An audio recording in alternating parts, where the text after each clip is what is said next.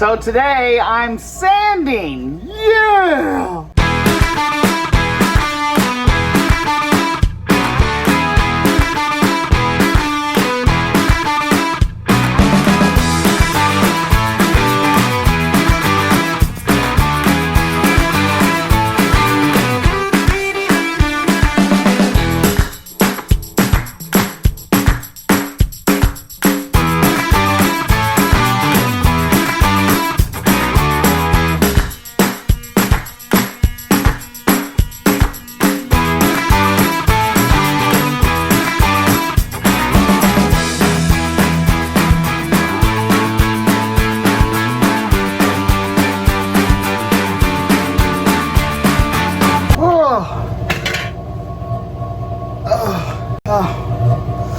It's the worst part, I swear. And it's always so hot. Anytime you decide to do a project, it's always very hot. Yeah, I think so.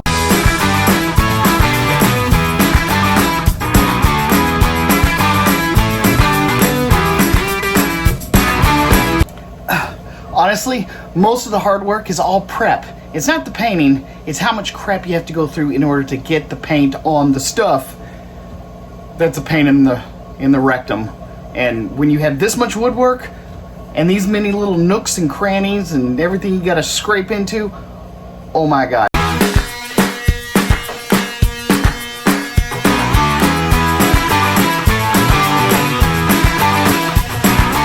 So what I'm doing now is I'm having to wipe up all of the dust off the cabinets. So that takes a bit. And again, I'm using the 91% isopropyl alcohol. It helps to kind of thin out the lacquer or the stain that was on top. As you can see, some of that is coming off along with the dust. And it makes it a much smoother, cleaner surface for your paint to adhere to. But the best part of this whole process is that it's a process, especially if you like projects.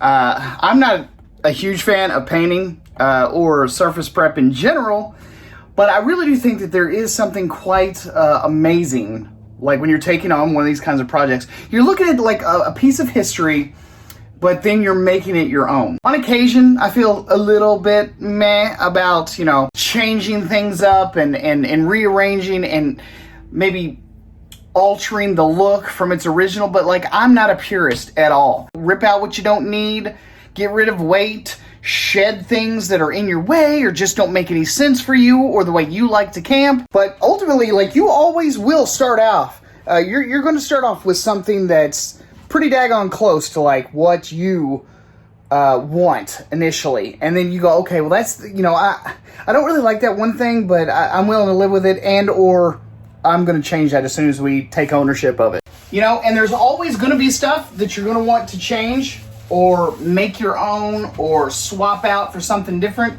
And I say go for it. It's your stuff. I mean, no one ever tells you, you should just leave that house exactly the way you bought it. You know, if you go in and you remodel a house, everyone's like, oh my God, it looks so wonderful in here. No one ever goes, you know what you should have done? It's a 1912 house. You should have made it look exactly like it did in 1912. You know, it's like, it's yours, make it yours, make it exactly the way you want it, especially if you're going to be living in it. You know, if you're going to live in this thing, if you're going to spend your life traveling and moving around, you know, it's nice to go to your own space, to go to your own home and have it feel and look exactly the way you want it to. And I hate to say it, but I mean, people back in the 1960s and 70s, they didn't have the same style that I have. I'm not interested in paisley, goldenrod yellow, avocado green. I'm not into it. It doesn't suit me. It doesn't appeal to me. I mean, I like it. I like the character, but it needs my colors. It needs my level of organization. Period. It needs stuff. It needs a lot of stuff. And while you may not get everything exactly the way you want it, these old campers, I mean, there's a lot of times you're going to find, you know, maybe some mold or mildew. Maybe you're going to find water damage. Maybe you're going to find some leaks. Maybe you're going to find some, you know, not so great repairs from the previous owners. But, you know, if you're going to do a remodel, just set yourself aside, a month or two, and just go at your own pace. Make it exactly the way you want. Take your time, slow things down, and make it yours. Your budget and your time, your friends and your family will thank you for acting right and not trying to get, paint and fixtures and all the pretty stuff on there, because it takes a lot of legwork before you can get to that point. So take your time. Take your time. Another thing is, just because it's old doesn't make it special.